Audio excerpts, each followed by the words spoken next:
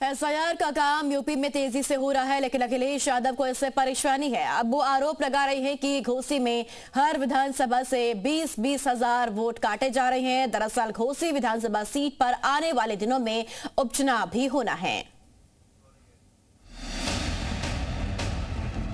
लोकसभा घोसी में तैयारी होगी कि निर्देश चले गए हैं कि 20-20 हजार वोट काट दो हर विधानसभा में। अब आप सोचिए, स्थिति है कि बहुत सारे बीएलओ, एक तो जानकारी नहीं है, जल्दीबाजी है। ये सोची समझी रणनीति, साजिश, षड्यंत्र है।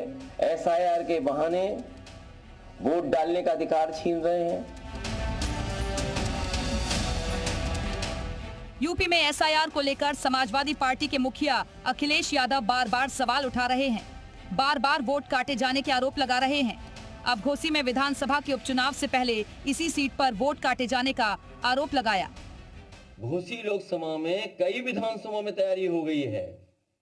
लोकसभा घोसी में तैयारी होगी कि निर्देश चले गए हैं कि 20-20 हजार वोट काट दो हर विधानसभा में। ये राज्य की चिट्ठी के माध्यम से मैं कोट कर रहा हूं बात को।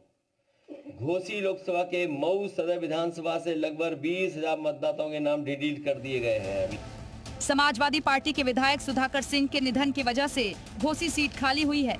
ऐसे में यहां होने वाले उपचुनाव को लेकर समाजवादी पार्टी एक्टिव मोड में है। हालांकि यहां वोट चोरी का मुद्दा उठाकर बीजेपी और चुनाव आयोग पर निशाना साधा। ये सोची समझी रणनीति, साजिश, षड्यंत्र है कि बाबा साहब भीमराव अंबेडकर जी के दिए हुए संविधान के तहत जो हमें वोट डालने का अधिकार है, उस अधिकार को छीनने की तैयारी है।